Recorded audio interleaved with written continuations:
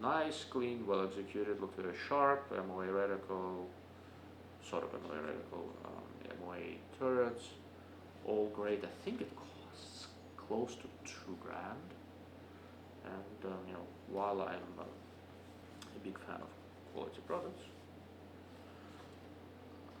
2 grand for fixed power, 4.5 scope, without illumination, without anything, with fixed parallax and all that, to me, it seems a little excessive, right? I could be wrong. It may not be 2 grand. I may be confusing it with something. Wouldn't be the first time. But still, as is, I don't know. Besides, I'm thinking of beginning to shoot in CMP. There are some competitions not far from where I live. Since I'm currently unemployed, I actually have the time until I find another job. But I doubt I'll be doing it with a night for scope. That body thing's expensive. All right. US night vision. I will freely admit I did not spend a whole lot of time in that booth. I grabbed the catalog to glance at it. It doesn't. None of this stuff looks particularly weird. These guys sell night vision products and thermal products from a lot of different people, so it was kind of nice to see. Thermal is booming. Everybody's going thermal, even the conventional makers. And I spent most of my professional career working with thermal observation systems of all sorts. That I used to work for Raytheon and a few other places. And I think the commercial thermal products have some room to grow. What I see right now is not, most of it is not terribly inspiring, but I'll be mentioning it as I go along. There are some things I like, some I don't, and we'll see where it takes us. With that in mind, we'll go on to Trigicon. Trigicon always has some of the most beautiful literature that does not tell me a whole lot in terms of specs and detail, but it looks nice. A couple of new things. One new thing did just happen a little bit ago is that Trigicon went ahead and bought a company, I think called IR Hunter, right? And I thought that of all the commercially available thermal weapon sights, IR Hunter was the best one. I liked the interface. I thought it was well executed, well engineered. The scopes were done well. Originally, they were using thermal cores from BAE. Most other people use the DRS or FLIR, and the BAE cores were quite good. In my previous life, I did some work with them. I thought they were excellent. I don't know what they use now, but the sights are still very good. Now they've got some reticles to match, the Trigicon stuff and all that. I like them. I think it was a good acquisition for Trigicon. I hope that is not going to make the price of these things go up so much. The reason I got this brochure, the Snipe IR, whatever you want to call it, it's sort of a thermal clip-on, right? I spent a lot of time at thermal sites, and I decided that for my purposes, a dedicated thermal sight in a rifle is not the greatest idea for the things that I like doing. But I like the idea of having a thermal clip-on, so I need to see if I can somehow bring myself to pay for the freaking thermal clip-on. Trigicon gives their thermal sights from IR Hunter sights a 3-year warranty on electronics. I think the core itself has a 10-year warranty. That ain't bad. That's pretty good. On the non-infrared side, the new things for Trigicon were these lovely things, and only one of these that sort of stood out to me was the new 1 to 8 power rifle scope, AccuPower, part of the AccuPower line. So LED illuminated reticle, presumably made for them by Light Optics Works. It's a nice beefy scope, not terribly large, with blocking adjustment turrets and all that sort of stuff. Couple of things interesting. So Milan MOA reticles, reasonably intelligent reticle designs, I think, and a 28mm objective, which is a little bit bigger than most other 1 to 8 power scopes out there. How much difference does it make? Well, remains to be seen, but in low light it can actually make a difference. Price wise, where was it? I think MSRP on this thing is about $1,500, so I'm assuming map is going to be 12 to 1300, so it's going to be close enough to several other 1 to 8 power scopes. And that's the price range I want to look at a little more. I spent last several years, spent a lot of time with some very fancy scopes. And as much as I enjoy those, I am not convinced that's necessarily the best use of my time, because, well, how many people really buy scopes that expensive?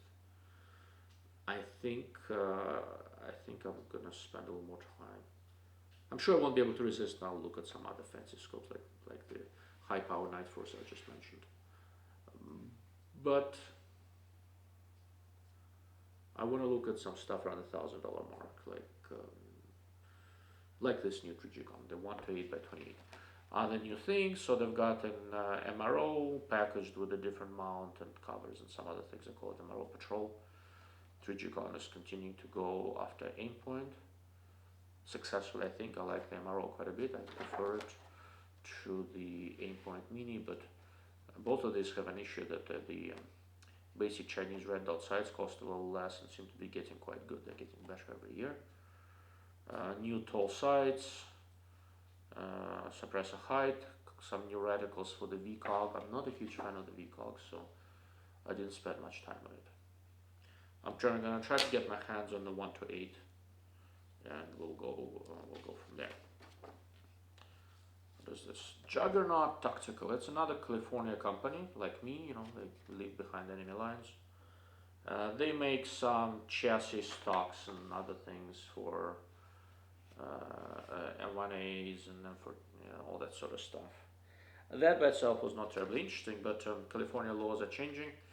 They are making it more and more difficult for us to own ARs, and these Juggernaut Tactical guys, to their great credit, came up with a stock that lets us work around some of the California EDC. I hope.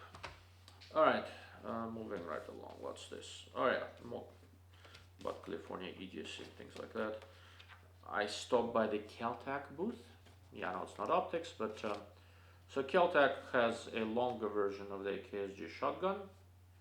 Okay, I think it's a cool looking thing. I might buy one just because, but we'll see. What was more interesting? So they have this bullpup rifle they've got called RDB, and they are making a version of it called RDB Survival. Why do I care? It does not have a pistol grip, right? In a semi-automatic rifle with a removable magazine in California, you cannot have a pistol grip. Welcome to my world. This version is very short, it's 26 inches, with I think a 16-inch barrel. Yeah, so the 16-inch barrel, with 16-inch barrel, it's 26 inches. So I'm sure it's a nice backpacking gun, but once again, I live in California, I don't care.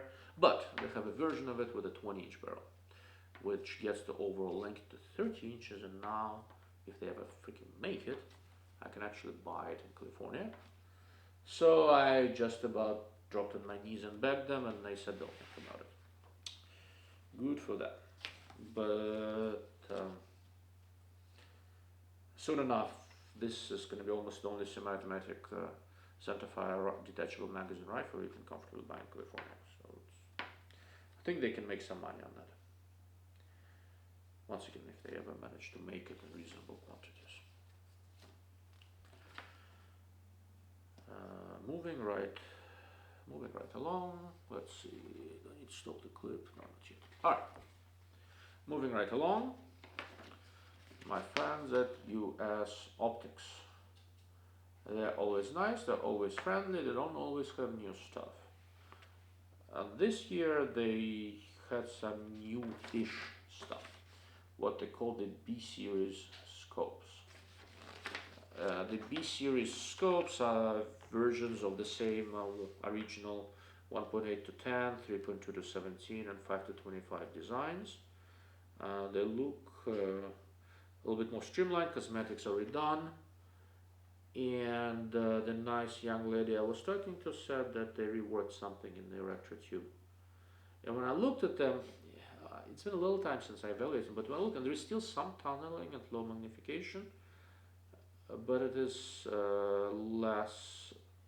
significant, less substantial, I think. So the model from this lineup that is of most interest to me is probably the B10, the 1.5 to 10, especially since I think it'll run around 1,600 bucks, something like that. So my plan is to try to get my hands on a similarly powered EOTech Voodoo and this US Optics and maybe some other stuff, and try to do a sort of a comparison of tactical scopes that top out around 10 power thereabouts. We'll call them, let's call them welterweights. I went with a boxing thing with my last high-end tactical article, so I'll go with it.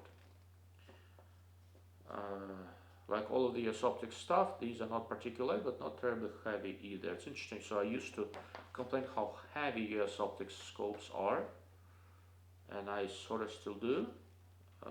But everybody else got heavier, so they no longer really stick out. Ultimately, I'm happy to see some changes at US Optics. I think they're a good company. I think they've been sort of searching for their way in this optics world. And I'm happy to see that they are changing their strategy a little bit, and it looks like they're getting a little better. All right, we'll move from US to Great Britain. Shield Sights. So this is a British company that's been making like a J-point, Firepoint, original Trijicon Red Dot and all that. So they've been making it for a while. They made it in Great Britain.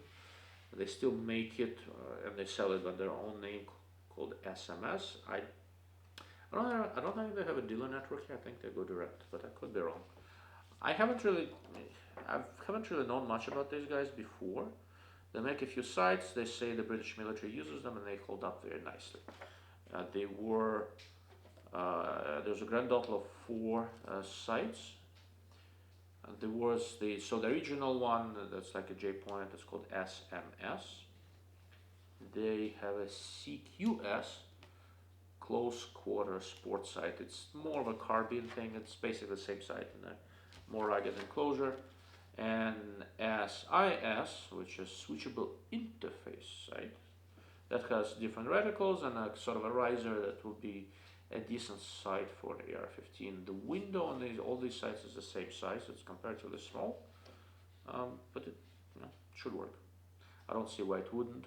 It's nice to have different reticles available, and they claim pretty good battery life, depending on which. If you use a single dot or like a circle or a reticle, somewhere between 1 to 3 years of average use. For me, that works out beautifully because